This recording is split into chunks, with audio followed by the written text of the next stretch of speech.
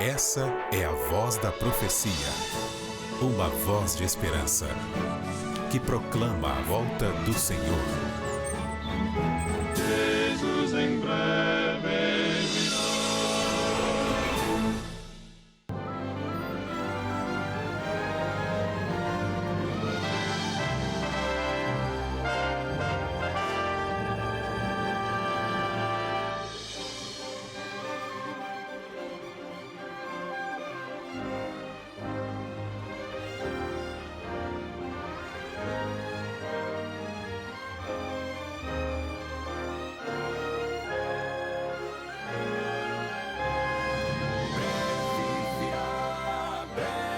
virá.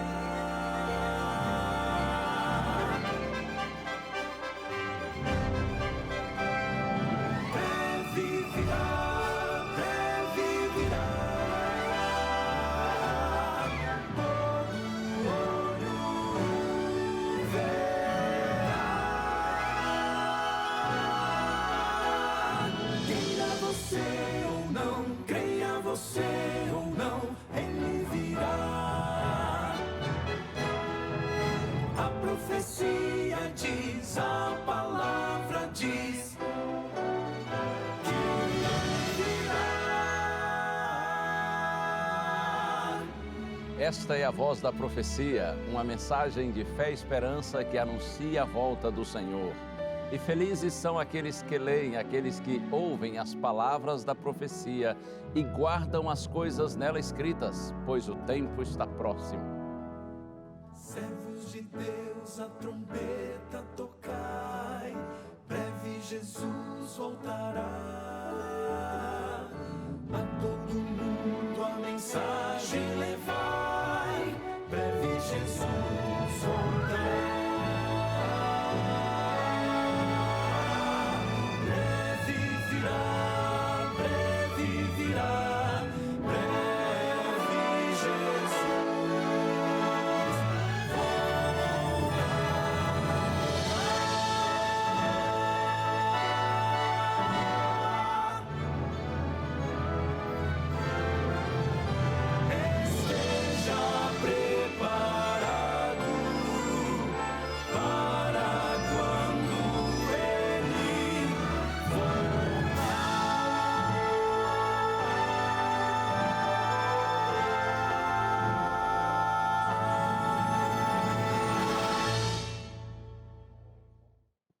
Graça e paz, bênçãos de Deus sobre você, sobre a sua família. É muito bom ter mais uma vez a sua companhia aqui no programa A Voz da Profecia.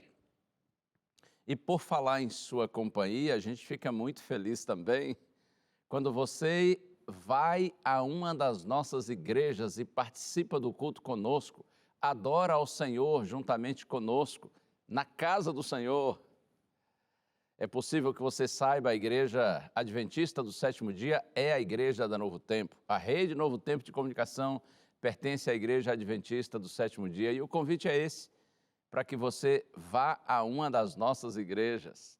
É possível que você saiba onde tem uma Igreja Adventista aí mais perto de sua casa, mas se não sabe, tem esse site, encontreumaigreja.com.br.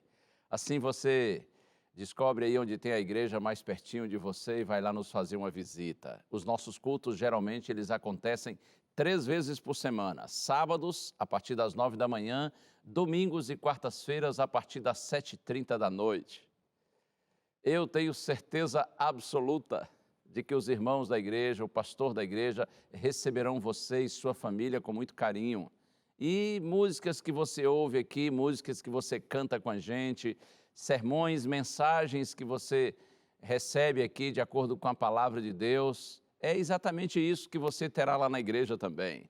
Momentos de louvor, de adoração, de orações, de testemunhos, além, é claro, da pregação da palavra de Deus. O salmista diz assim: alegrei-me quando me disseram, vamos à casa do Senhor. Então, alegre-se e vamos juntos à casa do Senhor. E, por enquanto, aqui começa agora o programa A Voz da Profecia.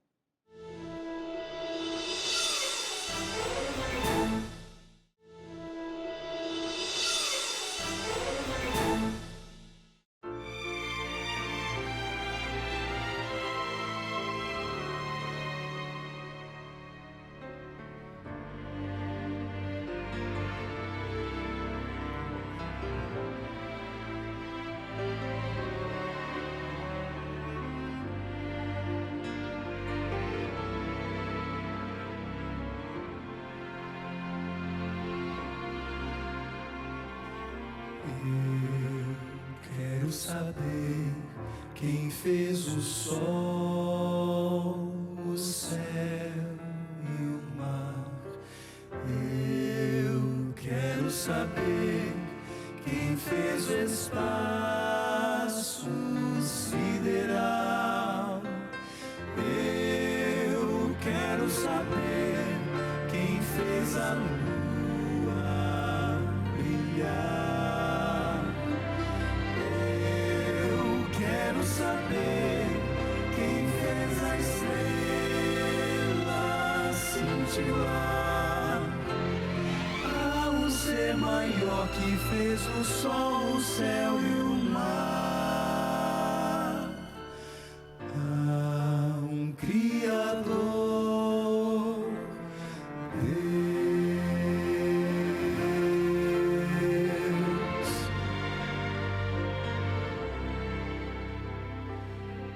Eu quero saber quem fez a flor nascer, quem é. Eu quero saber quem põe as aves a cantar. Eu quero saber quem põe o amor em mim. Eu quero saber quem faz o homem tanto amar. Há um ser maior que fez a flor, o amor e a mim. Há um Criador, há um Criador, há um Criador, Deus, Deus, Deus.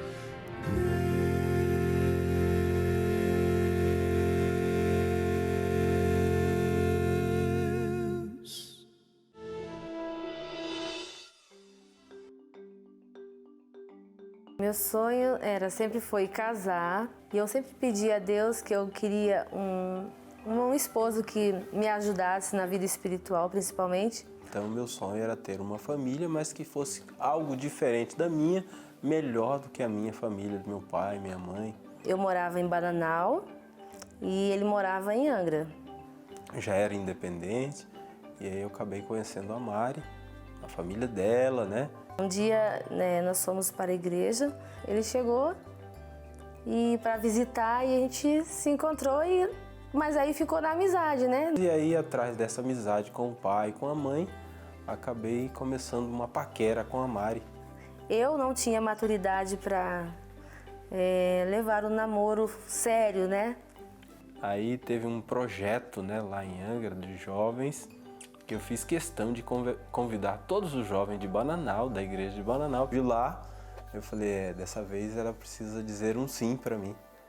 E foi muito legal, numa noite lá, depois de uma bela social, nós conversamos e ela aceitou voltar comigo. Nós voltamos, eu já tinha 19 anos e nós começamos um namoro sério. Em casa, direitinho, ele pediu com meus pais. Neste período de namoro, a gente teve algumas dificuldades, porque você permanecer puro, namorando, se guardando para depois do casamento. Eu estudava e eu sofria a pressão das minhas amigas, porque elas faziam, né? Elas tinham os namorados que não eram fixos, cada final de semana tinha uma pessoa, e eu dizia que não, que a gente havia se encontrado, nós tínhamos nos encontrado no final de semana, mas nosso namoro era um namoro diferente, e elas não acreditavam. E isso era muito chato para mim, sabe? Mas, no fundo, eu me sentia muito feliz por isso, porque eu sabia que eu tinha minha consciência tranquila, né? Eu sabia que estava fazendo o certo. Eu lembro de alguns amigos, que se dizer ser amigos, né? Que eles ficavam zoando da gente para tentar permanecer puro, né? Por que que você namora uma menina tão longe, né? E perdendo tanto tempo, namorando 2 anos, aguardando para casar, você nem sabe se vai dar certo. por que você permanecer puro? Por que você não tem outras namoradas, né? É deles dizer para mim que eu não deveria permanecer fiel, né, aos princípios, fiel ao plano de casar e ter as bênçãos de Deus por permanecer puro e de não traí-la, porque eles pensavam, pra quê? Namorar tão longe, ela nunca vai saber que você tem outra aqui, né? Não foi fácil. Por isso nós decidimos nos casar. Nós tivemos 2 anos de namoro. Quando completamos 1 ano de namoro, nós noivamos. E quando completamos 2 anos, né, de namoro, nós nos casamos. Exatamente por isso, para que não caíssemos em tentação. Os jovens hoje não é diferente, eles sofrem também. Mas aí o recado importante que eu deixo para eles é que eles confiem em Deus, busquem a Deus em primeiro lugar e faça a vontade de Deus, porque Deus vai ajudá-lo. Assim como Deus me ajudou e também ajudou de uma forma muito especial o personagem José lá da Bíblia, né? Ele pode com certeza ajudar qualquer jovem, em qualquer dificuldade, em qualquer provação, em qualquer tentação. Deus pode ajudar. A base do nosso relacionamento é Jesus. O legal é saber que a graça de Deus ela se renova todos os dias na nossa vida, né? E saber que Deus ele pode perdoar e pode nos dar o direito de recomeçar. Então, aconteça o que aconteceu no passado, a dificuldade que tiver, o relacionamento que não foi do agrado de Deus, mas se você decidir recomeçar, Deus pode ajudar. Nós agora estamos completando 25 anos de casados, bodas de prata, e somos muito felizes em nosso casamento. Se casamos em 97, nós já vamos fazer 25 anos de casado, com as bênçãos de Deus. Deus é muito bom para com a gente.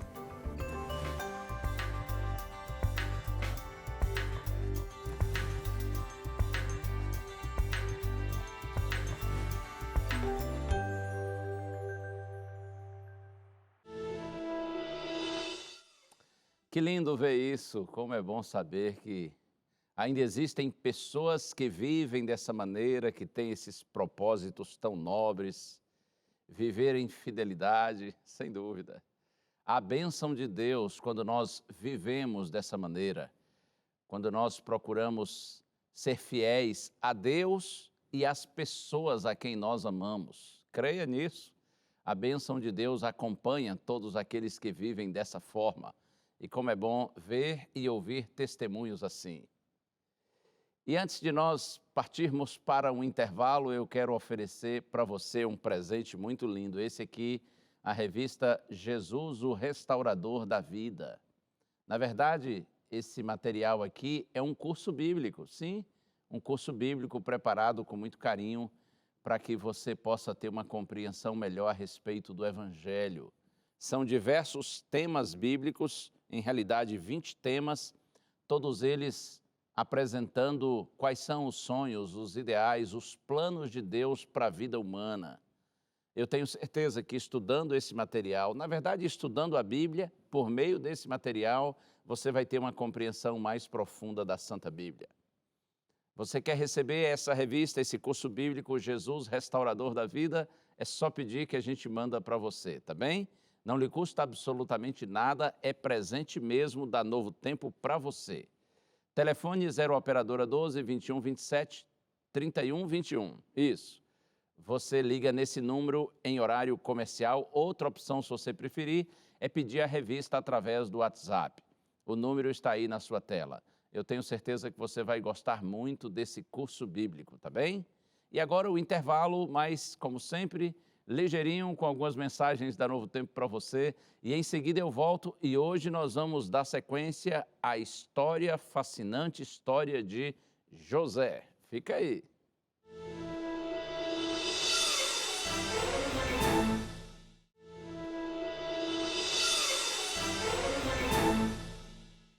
Este é o programa A Voz da Profecia e nós estamos aqui numa série especial com o tema Gente como a Gente, pensando em personagens bíblicos, homens, mulheres, do Antigo Testamento, do Novo Testamento, uns mais novos, outros mais velhinhos, outros com uma história assim de muitos detalhes, apresentada na Bíblia, outros com a história mais curtinha, mas de todos a gente sempre aprende alguma coisa. E no programa da semana passada nós iniciamos a história de José e vamos continuar hoje e na semana que vem também, tá bom? Porque é uma história grande e é uma história muito bonita, cheia de ensinos, de lições espirituais preciosas para a nossa vida. Mas antes de ler o texto bíblico e seguir com a história de José, posso orar com você? Pense em Deus comigo agora. Pai querido, muito obrigado, Senhor, por mais essa oportunidade de ministrar a Tua palavra a tantos filhos e filhas do Senhor espalhados pelo Brasil e pelo mundo. E nessa hora eu te peço, meu Senhor e meu Deus, ajuda-me, Pai, para que essa mensagem seja clara e todos com ela sejamos abençoados. Oramos agradecidos em nome de Jesus. Amém. Vamos ao texto bíblico, livro do Gênesis, primeiro livro da Bíblia, Gênesis capítulo 39. Eu vou seguir exatamente de onde parei no último programa. Gênesis capítulo 39. O último verso que eu li foi o 6. E a última frase do verso 6 diz assim: José tinha um belo porte e boa aparência. E eu comentei no programa da semana passada que quando a Bíblia diz que José tinha um belo porte, é no sentido de ter assim um corpo bonito. E uma bela aparência é uma referência ao rosto. Em síntese, José era bonitão, tanto de corpo como de rosto. Mas eu me lembro bem que disse também na semana passada que o mais lindo de José não era seu corpo ou seu rosto, mas sim o seu caráter, de um homem digno, uma pessoa nobre, um jovem honesto e trabalhador. Oh, sim, sem dúvida. Mas agora eu quero avançar com você na leitura. E vamos aqui do verso 7 até o verso 9. Está escrito assim: assim, depois de algum tempo, a mulher de Potifar pôs os olhos em José e lhe disse: venha para a cama comigo. Ele, porém, recusou e disse à mulher do seu dono: escute, o meu senhor não se preocupa com nada do que existe nesta casa, porque eu estou aqui. Tudo o que tem, ele passou às minhas mãos. Não há ninguém nesta casa que esteja acima de mim. Ele não me vedou nada, a não ser a senhora, porque é a mulher dele. Como, pois, cometeria eu tamanha maldade e pecaria contra Deus? Que situação, hein? O texto bíblico diz que a mulher de Potifar, a esposa do dono da casa, que era o senhor de José, o dono de José, porque José era um escravo, aquela mulher pôs os olhos em José. Eu já aproveito e digo para você que muitas vezes pessoas nesse mundo colocarão os olhos em nós e assim como aquela senhora nos farão propostas indecentes. Qual foi a proposta da mulher para José? Venha para a cama comigo, venha se deitar comigo, venha se relacionar sexualmente comigo. Proposta indecente, não é? Claro, proposta indecente para quem tem princípios, para quem tem respeito, dignidade. Porque para muita gente nesse mundo, você sabe disso, essa foi uma proposta normal, uma proposta natural. Muitos por aí dizem assim, se há desejo, se rola sentimento, atração, se vai ter prazer, se é com amor, deixa claro que esse amor aí, entre aspas, né? Porque você sabe que nesse mundo de hoje tudo é amor. Pecado, inclusive, mudou de nome, agora chama-se amor. Então, se há amor, então se diz no mundo, vale tudo. Está tudo certo, está tudo lindo, desde que haja esse tipo de amor.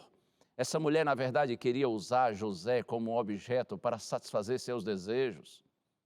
E é claro que nós não podemos impedir que as pessoas coloquem os olhos em nós e nos façam esse tipo de proposta e alguma outra proposta que seja para nós indecente. Mas é claro que nós temos a liberdade para aceitarmos ou rejeitarmos tais propostas. E José recusou. E ele explicou àquela senhora as razões da sua decisão. Você percebe na leitura do texto bíblico que ele tratou a mulher com respeito. Ele não podia controlar as escolhas dela, mas José tinha controle sobre as suas próprias escolhas. E com classe ele deu uma lição de moral naquela senhora. José disse assim: olha, a questão é que a senhora é a mulher dele. Estava lembrando aquela mulher que ela era uma mulher casada. E como tal devia fidelidade ao seu marido. Uma vez, apresentando esse mesmo texto aqui, em algum momento aí, alguns anos atrás, eu até disse que nesse momento José estava oferecendo um remédio àquela senhora. Um remédio natural, sem nenhuma contraindicação, fácil de ser adquirido por quem quer, acessível a todas as pessoas. Um remédio assim, básico, porém essencial e extremamente eficaz. O nome do remédio que José estava oferecendo para ela era vergonha. É como se ele dissesse assim: minha senhora, a senhora tome vergonha. Tome vergonha de manhã, de tarde, de noite, 3 vezes por dia, para ver se resolve o seu problema. E se não resolver, a senhora pode tomar 6 vezes por dia, 10 vezes por dia. A senhora tome vergonha o máximo que a senhora puder. Isso vai lhe fazer muito bem, a senhora está precisando. E, aliás, fala sério, tem muita gente nesse mundo precisando tomar vergonha, não é? Estamos vivendo num mundo onde muita gente perdeu a vergonha e o que é errado parece que é certo, o que é feio parece que é bonito. Ora, que mundo é esse que inverte todas as coisas? E José disse para aquela senhora: como eu cometeria tamanha maldade? Como posso fazer uma coisa dessas? Seu marido confia em mim, ele colocou tudo à minha disposição, tudo está sob o meu comando. Ninguém é maior do que eu nessa casa, nada me é vedado, exceto a senhora, porque obviamente a senhora é a esposa dele. Como eu poderia cometer tamanha maldade? Lembre-se disso, o pecado é uma maldade que se comete, primeiro contra Deus, nosso Criador, mas quando a pessoa peca, ela comete uma maldade também contra si mesma, porque o pecado sempre cobra o seu preço. O pecado, ainda que pareça de graça, depois ele manda a conta, ele manda a fatura, é assim. O pecado é uma maldade que você comete contra Deus, contra si mesmo, e, além do mais, uma maldade que nós cometemos contra as pessoas que nos amam, especialmente aquelas que estão mais próximas de nós. Eu vejo a resposta de José como revelando o poder do princípio religioso. José não trairia a confiança do seu Senhor na terra, e quaisquer que fossem as circunstâncias e as consequências, ele seria fiel ao seu Senhor no céu. Oh, que jovem tremendo, hein? Mas você sabe que o diabo é insistente, não é?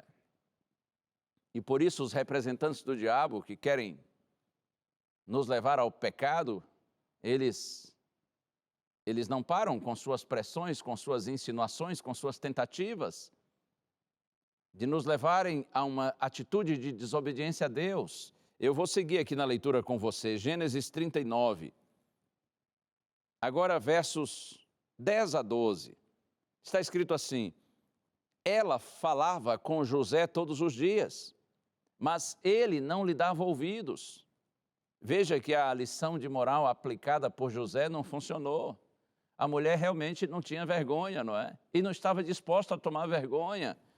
Então ela falava com José todos os dias, mas ele não lhe dava ouvidos, recusando-se a ir para a cama com ela e a ficar perto dela. Aconteceu, porém, que certo dia José entrou na casa para fazer o seu serviço e ninguém dos de casa se achava presente.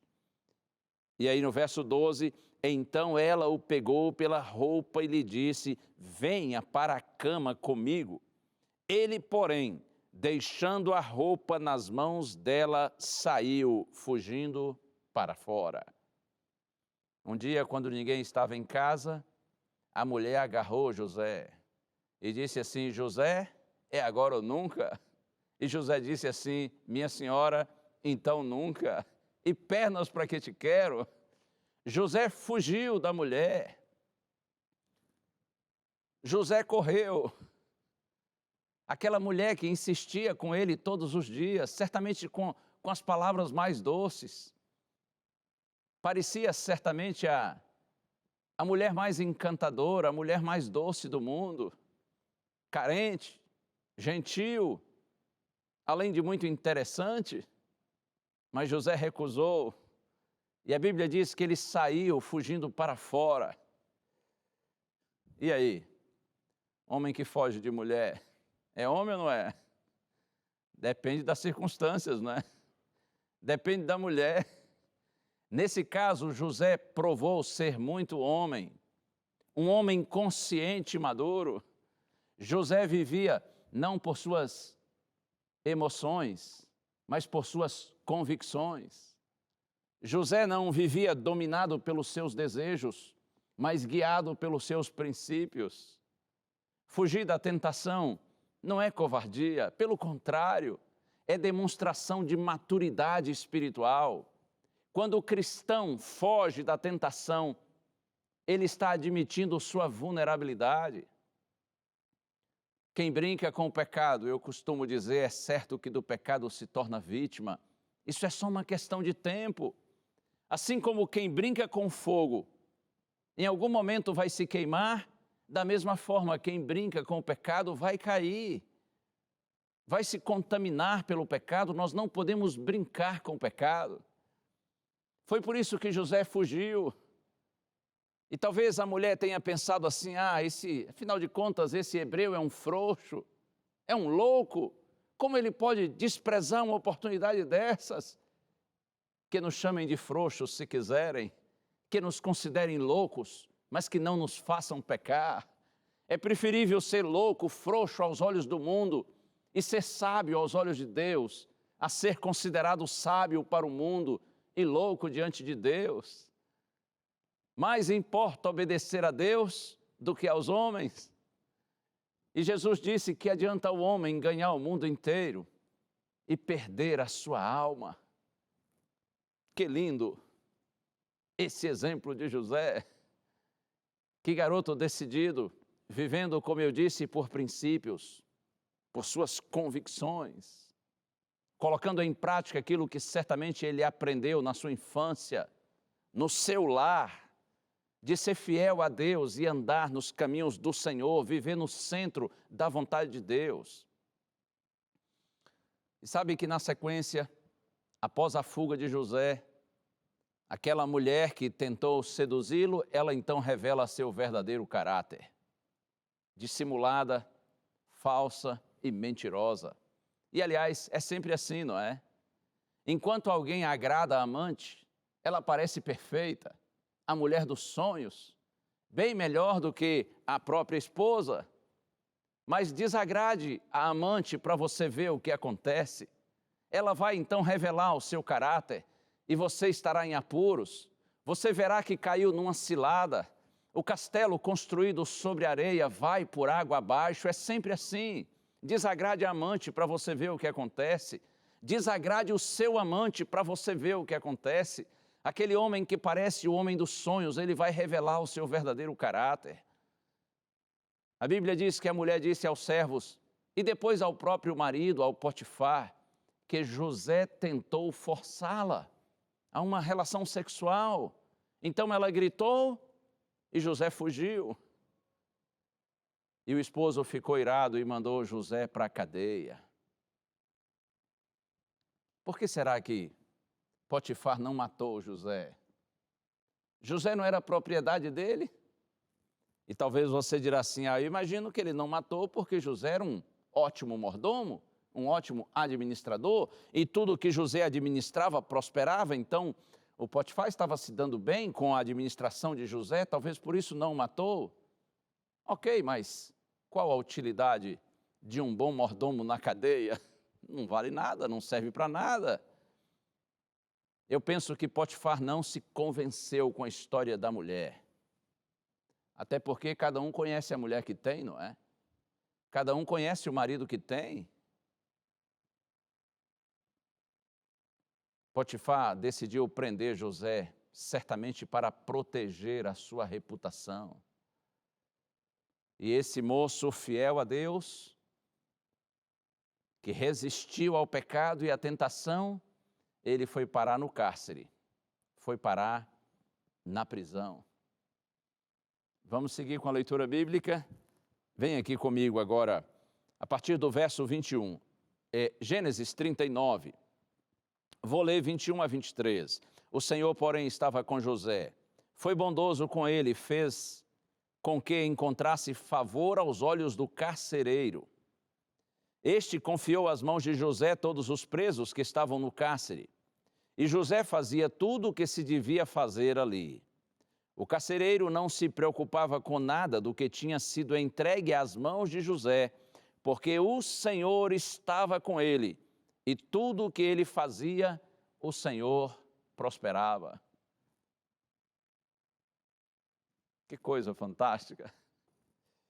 Olha aqui a primeira frase do verso 21 que eu li, o Senhor, porém, estava com José. E você me dirá assim, pastor, se o Senhor estava com José, por que o Senhor deixou que esse jovem tão fiel fosse preso injustamente? Sabe que muitas vezes Deus não impede que o mal nos alcance, mas há sempre um propósito maior por trás de tudo. Lembra do texto de Romanos 8, 28? Sabemos que todas as coisas cooperam para o bem daqueles que amam a Deus, daqueles que são chamados segundo o seu propósito. Numa outra versão mais moderna diz assim, sabemos que Deus age por meio de todas as coisas para o bem daqueles que o amam. Se você é fiel a Deus, o Senhor está com você. Não tenha medo, a sua vitória é certa. Nosso Deus tem poder de transformar o mal em bem. Jesus disse, isso é para você, isso é para mim, para nós todos. Jesus disse, eis que estou convosco todos os dias, até a consumação dos séculos. O Senhor está com aqueles que lhe são fiéis todos os dias. Significa que nos dias bons, mas também nos dias ruins, nos dias de alegrias e nos dias de tristezas, nos dias de conquistas e nos dias de perdas, nos dias quando nós somos tratados com justiça e bondade e também nos dias quando nós somos injustiçados e maltratados. O texto diz que o carcereiro confiou às mãos de José todos os presos. Já viu isso? O carcereiro confiar às mãos de um preso, de um presidiário, o cuidado de todos os outros presos. Não é maravilhoso isso? Mesmo sendo injustamente preso, José se mantinha responsável. Por isso que o carcereiro confiou nele. Não demorou para perceber que aquele era um jovem diferente, sério, responsável, confiável. Eu não tenho dúvida de que a decisão de José, ao ser levado para a prisão, foi a mesma que ele tomou ao ser vendido por seus irmãos. E a decisão foi essa, eu serei fiel a Deus. Eu farei o meu melhor. E Deus fez com que José encontrasse favor aos olhos do carcereiro. É assim que está escrito aqui que nós lemos. Significa que no silêncio Deus estava agindo. Deus estava atuando na mente, no coração daquele carcereiro para que fosse bondoso para com José. Muitas vezes, meu amigo, minha amiga, Deus move o coração de pessoas para que nos ajudem. Deus pode estar em silêncio, lembre disso, mas Ele nunca está ausente, nunca está distante, nunca está indiferente. Não raras vezes, no silêncio, Deus está agindo para o bem daqueles que o amam. E você deve conhecer essa história.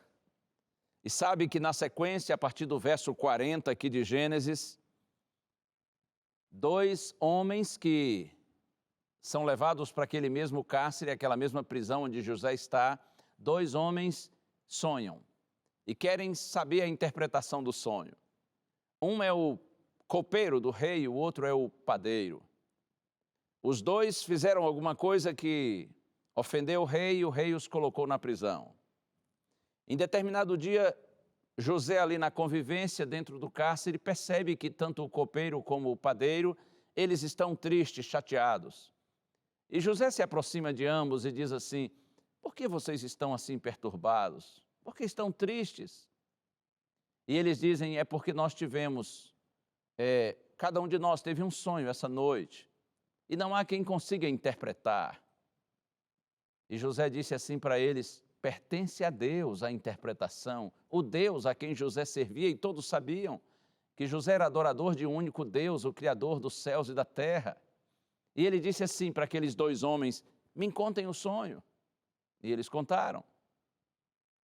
E José, iluminado por Deus, deu àqueles 2 homens o significado do sonho deles. Em síntese, era assim: José disse: olha, daqui a 3 dias, no dia do aniversário do rei, você que é o copeiro e que está aqui preso, você voltará ao seu trabalho, você voltará a servir ao rei. E o copeiro, evidentemente, que ficou feliz. E aí o padeiro chegou e disse: sim, mas e quanto ao meu sonho? José disse: para você eu não tenho boas notícias. Também daqui a 3 dias, no aniversário do rei, você será chamado, mas não para voltar ao seu trabalho, mas para ser enforcado. E os 3 dias passaram, e aconteceu exatamente assim. O padeiro foi enforcado, e o copeiro voltou ao seu trabalho na presença do rei. Mas olha aqui um detalhe: antes que o copeiro saísse da prisão, José disse assim para ele: por favor, fale a meu respeito ao faraó. Diga que eu estou aqui injustamente. Diga para ele que eu fui vendido pelos meus irmãos, por isso me tornei um escravo. E da casa de Potifar para esse cárcere eu vim em função de uma injustiça, de uma mentira. Por favor, lembre-se de mim quando você estiver diante do faraó. Fala para ele a meu respeito. Diga que eu estou aqui injustamente. Mas o homem se esqueceu de José.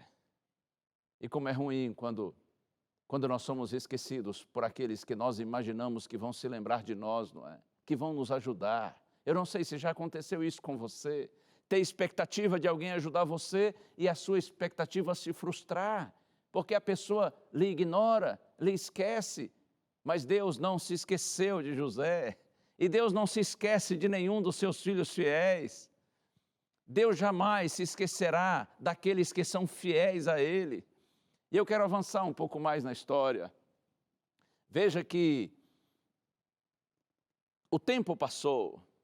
De acordo com a Bíblia, se passaram mais 2 anos até que o faraó egípcio teve um sonho e ficou perturbado quanto ao significado do seu sonho. 2 anos depois que o copeiro saiu da prisão e José ficou na expectativa de que ele se lembrasse do rei, aliás, se lembrasse dele, o copeiro se esqueceu. Mas aí aconteceu que o próprio faraó egípcio teve um sonho, e eu já estou agora em Gênesis capítulo 41, e o faraó queria saber o significado do seu sonho, mas ninguém explicava o sentido desse seu sonho.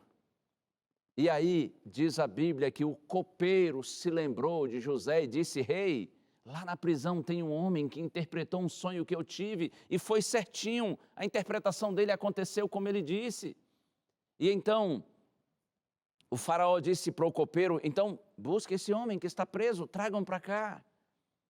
E quando José se apresentou diante do faraó, o faraó disse assim: dizem que você, quando ouve um sonho, sabe interpretar.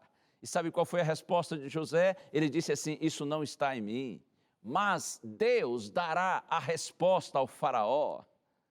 E José ouviu o sonho do rei, o sonho do faraó, e Deus de fato lhe deu sabedoria para interpretar o sonho. E aí, em resumo, José disse: o significado do seu sonho é o seguinte: daqui nos próximos 7 anos haverá muita chuva e, consequentemente, muita fartura, colheitas em abundância, porém depois virão mais 7 anos de fome, de seca, de escassez. E depois de interpretar o sonho, José ainda deu uma sugestão para o rei. Disse assim, olha, eu sugiro que o senhor coloque alguém para lhe ajudar na administração do Egito. E durante os 7 anos de fartura, vocês ajuntem o máximo de comida, de alimento que vocês puderem ajuntar, porque depois virão 7 anos de fome. Então, o governo, o rei, poderá ajudar as pessoas necessitadas. É importante que que o Egito faça isso com urgência. E o faraó se convenceu de que, de fato, aquele jovem era muito inteligente e muito competente. Vamos lá? Gênesis 41. Agora, a partir do verso... Gênesis 41, a partir do verso 37. Eu acho isso aqui extraordinário. Olha o que está escrito. O conselho agradou a Faraó e a todos os seus oficiais. Então, Faraó perguntou aos seus oficiais. Você está entendendo, não é? Faraó e os seus oficiais, todo o pessoal ali da corte, eles compreenderam a interpretação feita por José, entenderam que era razoável e também o conselho dado por José era muito bom. E aí, Faraó, ele pergunta aos seus oficiais, ouça a pergunta, será que poderíamos achar alguém melhor do que José, um homem em quem está o Espírito de Deus? Será que nós poderíamos achar alguém melhor do que José? Tem aí entre vocês alguém melhor do que José? Tem alguém aí em quem há o Espírito de Deus? E agora Faraó vai falar com José. E ele diz assim, visto que Deus revelou tudo isto a você, não há ninguém tão ajuizado e sábio como você.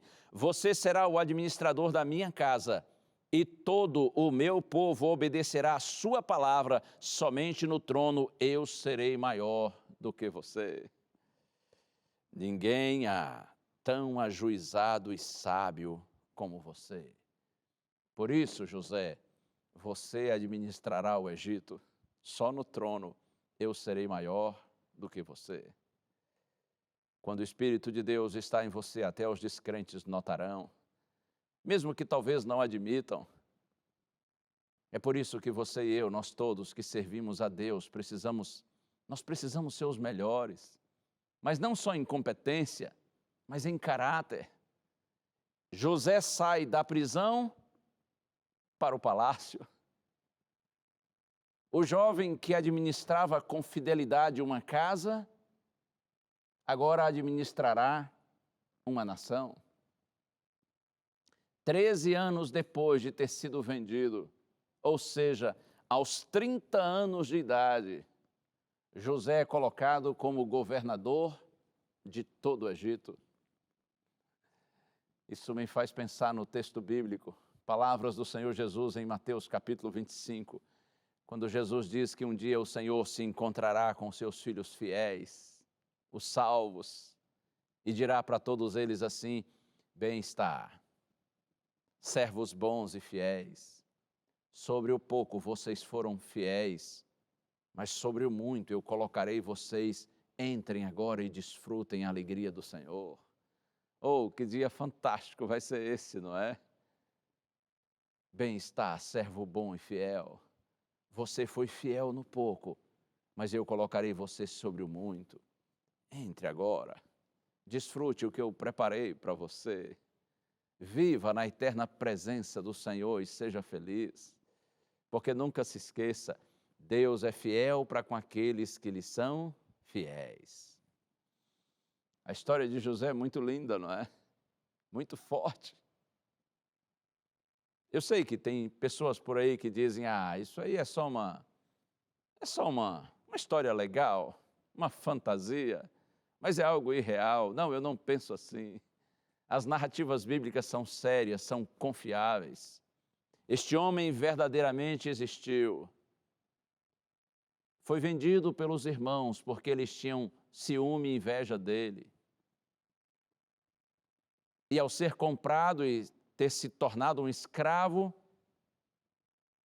agiu com responsabilidade, mesmo tendo um trabalho sem sentido, sem remuneração. agiu com responsabilidade, com seriedade, com compromisso, fez o seu melhor. Por isso foi reconhecido e se tornou um administrador, um homem confiável. Mas por resistir à tentação e por ser fiel e não cair na cilada do pecado, foi injustamente tratado, foi preso, foi humilhado, mas permaneceu fiel, mesmo na sua humilhação. E então José, como já disse, sai da prisão para o palácio, porque Deus conhece a vida daqueles que lhe são fiéis. O Senhor guia os passos de todos os seus filhinhos. Podemos sofrer algumas derrotas nesse mundo injusto, mas a nossa vitória plena, definitiva e eterna é certa. Bendito seja o nome do Senhor. O quarteto agora vai cantar. E eu quero pedir você para ouvir essa música.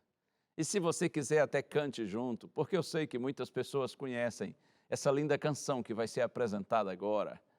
Renove com essa canção o seu desejo e a sua decisão de ser fiel a Deus a toda prova.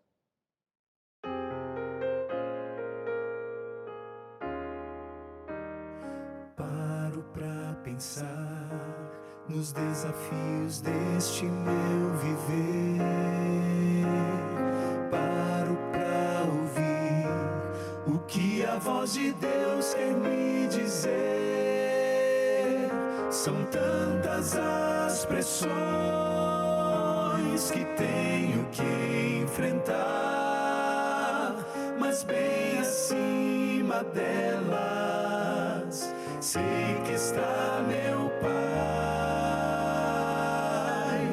Quero ser fiel a toda prova, fiel em qualquer tempo, qualquer hora.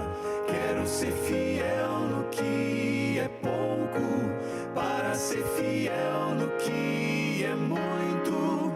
Quero ser fiel a toda prova, não por uma mera obrigação, mas em resposta ao amor tão grande que um dia inundou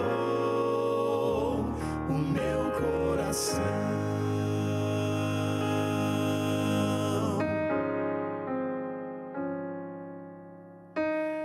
Posso triunfar, conheço alguém que já venceu por mim.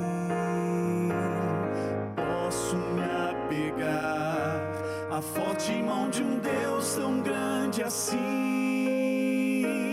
Em meio à provação, começo a louvar, e seu poder do alto vem me alcançar. Quero ser fiel a toda prova, fiel em qualquer tempo, qualquer hora. Quero ser fiel no que é pouco, para ser fiel no que é muito. Quero ser fiel a toda prova, não por uma mera obrigação, mas em resposta ao amor tão grande que um dia inundou o meu coração. Deus poderoso, Pai tão grandioso, envie em meu auxílio seu anjo mais poderoso. Quero ser fiel a toda prova, não por uma mera obrigação, mas em resposta ao amor tão grande, ao amor tão grande, ao amor tão grande que um dia inundou o meu coração.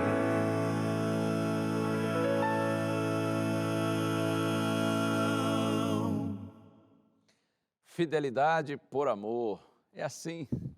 É assim que nós, filhos de Deus, vivemos, fiéis ao Senhor porque nós amamos nosso Senhor. E nós somos fiéis ao Senhor não apenas porque sabemos que o prêmio da fidelidade será a vida eterna, mas porque viver em fidelidade, viver no centro da vontade de Deus é melhor. Nós temos muito mais segurança, muito mais paz, muito mais alegria, além de esperança.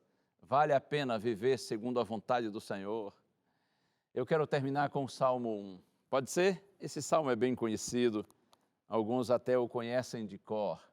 Antes da oração, ouça a leitura do primeiro salmo da Bíblia. Bem-aventurado é aquele que não anda no conselho dos ímpios, não se detém no caminho dos pecadores, nem se assenta na roda dos escarnecedores. E o texto bíblico continua dizendo assim: pelo contrário, o seu prazer está na lei do Senhor e na sua lei medita de dia e de noite.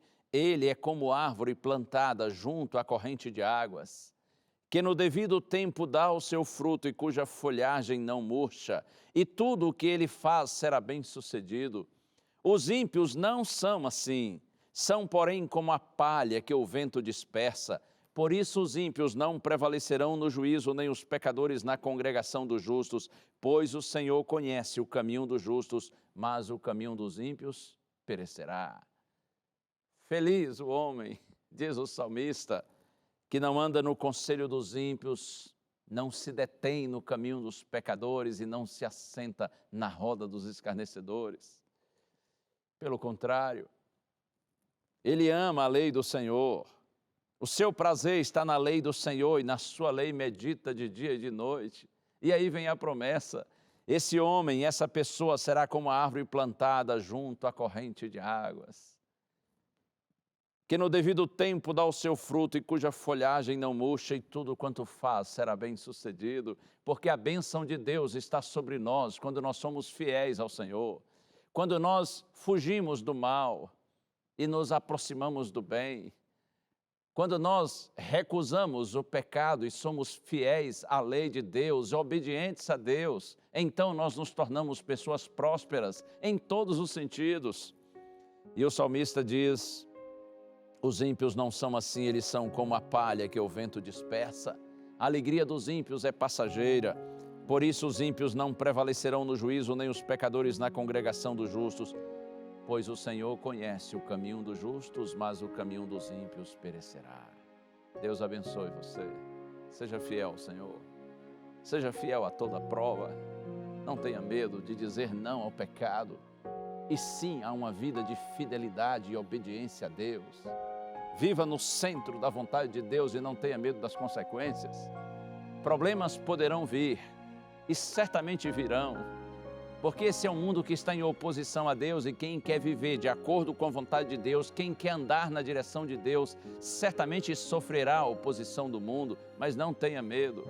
Se Deus é por nós, quem será contra nós? Faça como José.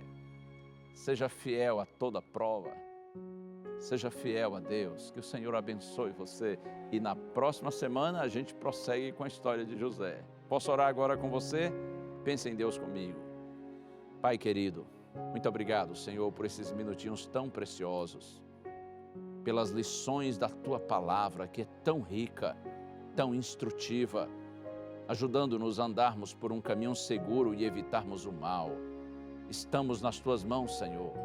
Ajuda-nos a vivermos assim em fidelidade, persistindo em fazer a Tua vontade, em nome de Jesus. Amém.